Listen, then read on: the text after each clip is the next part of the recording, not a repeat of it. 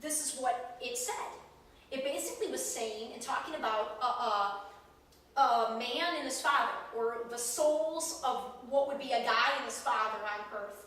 And they're up in their planning session, and the child was going to live a life, was going to come into a life where he was going to be a homosexual man with AIDS. And his father was going to be sort of the stereotypical, handling that in a stereotypical way, which is generally not in a good way, right? Disowning him, and again, I don't remember the specifics. And they're in this session, okay? Follow me, be open. And his dad says, or the soul of what will be his dad on earth says, I can't agree to do this. I cannot agree to do this to you, to treat you like this. And the soul of who would become the son says, it's okay. I am choosing this. I am choosing this life experience for the growth of my soul. And right there, I think I went right up to my mom's bedroom. I'm almost, I don't know if it was right after I read it, but it was certainly within days of processing that. But I want to say it was almost immediate. And I went up to share with her because I said, oh my God. Like, I just let me just assume this is real, right? Like, it doesn't hurt me. Let me just assume that this really happens for argument's sake. And think of my own situation with my own immediate family. And it went leaps and bounds, almost immediately, in helping me forgive my father. And because I just made the story mine and said, what if we all were in heaven, or wherever you're at, and I could see my dad's soul saying, I cannot agree to do this to the family, not once, but twice. I can't do it. I can't do it.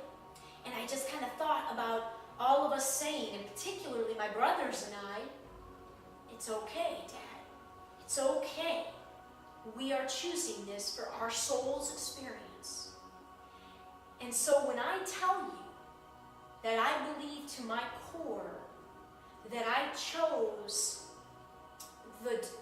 what became a dark experience for so long, I know we're about to see why I chose that. Because, again, I have to just show you what the light is going to look like, because you ain't seen nothing yet, really. And I've been trying, I think, maybe focusing even arguably too much on the sad, but no, because telling the stories of how I've healed from this is absolutely going to be integral to the work, because it's going to help others heal.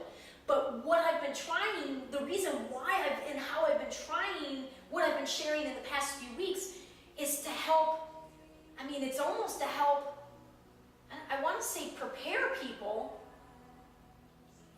and mostly prepare my family and prepare those close to me, because the difference is so stark, and I feel it, like I get why people, it's a lot to take, and it was a lot to take when I had this underlying negativity. Now that I have nothing but absolute love, and there are no hard feelings towards anybody, but I know why people closest to me are tripped up. I get it all. But I think part of me is, in essence, not so consciously trying to prepare people for how much light I have within me. And again, there aren't accidents. My life life journey has been absolutely perfect. The perfect training for what I feel I'm called to do. And part of the reason I've got this giddy-like energy today is that I recognized that I still, up until yesterday, wasn't trusting and believing 100%. Because you can't claim to believe and have faith and trust in this higher being, this higher energy. For me, I identify it as just this greater energy. You can't claim to believe it and still have worry and fear. Now, I know. I mean, and that's the struggle, right? That's the earth, that's the human struggle. But we make it, and we are making it way more of a struggle than it needs to be. If you just go with the flow and trust, everything is so much easier. And that's how I've lived my life in the past 2 years. And that is why I know I don't need anybody else to look at my situation and feel that.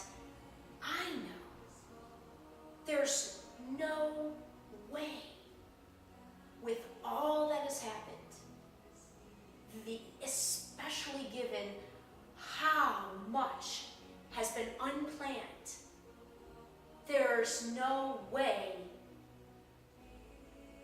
I'm not going to be okay. But I got wrapped up in it a little bit and forgot that. And as such, really started to work really against myself. And as soon as that clicked in yesterday, and I recognized it's unbelievable how much energy I was expending to keep those feelings at bay, and that's been why this whole year's been so exhausting.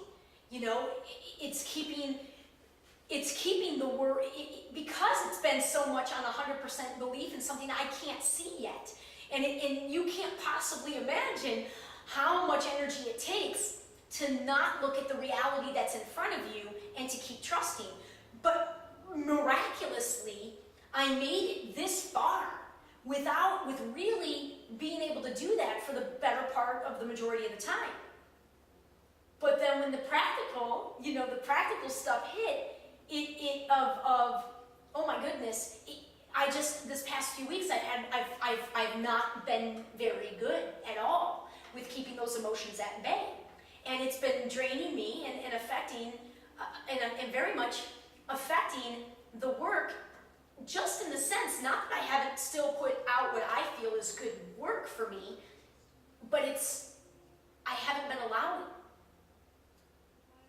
And this shift, this breakthrough in terms of exposure that I know is coming, now it's free to come flowing through. It wasn't.